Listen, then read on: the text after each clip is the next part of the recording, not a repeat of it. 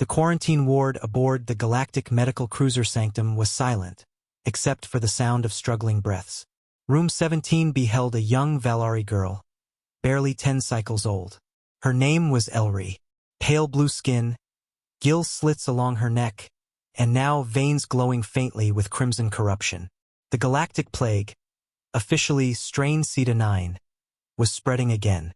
This time it had mutated, bypassing standard treatments. Elri's home colony had already fallen. She was one of the last survivors, and she was dying. Dr. Talon, a multi-limbed car physician, reviewed the results again and hissed softly in frustration. The antigen mismatch is complete. The virus adapts too fast. Her system can't take another synthetic trial, added Nurse Daxa, her voice heavy. Then, from the far end of the corridor, boots echoed. Not padded council slippers, not hover thrusters, just old-fashioned, solid, confident human boots. Dr. Morgan Hale stepped in, sleeves rolled up, a medpack slung over one shoulder and an old metal clipboard in his hand. A relic he refused to replace with holograms. "I heard you've got a fighter in here," he said, glancing at the girl through the clear panel.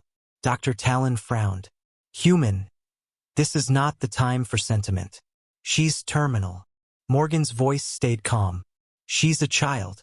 We don't give up on children." Inside the ward, Elri barely opened her eyes as the human entered. Her vision swam, breathing hurt, but she saw him, tall, warm-eyed, with a strange smell clinging to him. Something like dirt, herbs, and something sharp. Earth. Morgan crouched beside her bed and spoke gently. "You've got a stubborn little virus in you, but don't worry. Humans have a long history of dealing with stubborn things." She didn't understand the words, but his voice was steady, grounding. He took out a small vial from his pack. Handwritten label, quinine plus earthroot plus synth C. Dr. Talon's mandibles flared. "That's not in our database." "No, it isn't," Morgan said, "because it's human medicine. You can't just inject unknown compounds." "I'm not injecting. I'm dosing orally. Trace levels only." He turned toward the alien doctor. "We've seen this before. Not this strain, but the pattern. Viral aggression, rapid protein folding, immune collapse. We had something like it during the Amazon plague outbreak on Earth in 2133. Talon blinked. "Primitive Earth viruses?"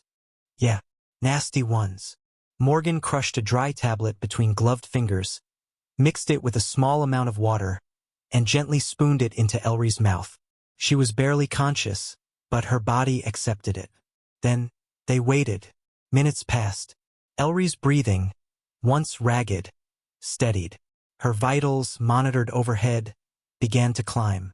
Talon's secondary heart stuttered. "Impossible!" Morgan didn't look surprised, just quietly relieved. "Sometimes, the old cures work better than shiny new tech," he said. "Earth immune systems spent millennia battling microbial hell. We built our medicine in the mud, not in a sterile lab." Within hours, Elri was sitting up. Her pale skin was slowly returning to its usual soft hue. The glow in her veins had faded. She looked up at Morgan and whispered, in broken intergalactic standard, "You will not give up?" He smiled. "Not our style."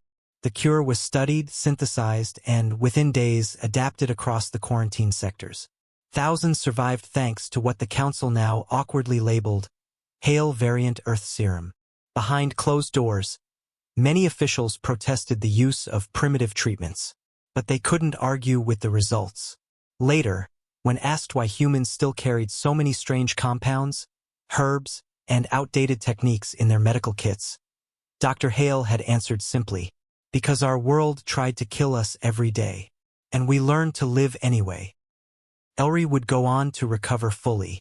She returned to her people, eventually becoming a xenomedical researcher, focused on Earth-human treatments. She kept one thing with her always, a handwritten label on an old glass vial, "For stubborn things." And so the galaxy learned that humanity's strength wasn't just in warships or grit, but in the quiet fight to save one small life, when no one else would even try.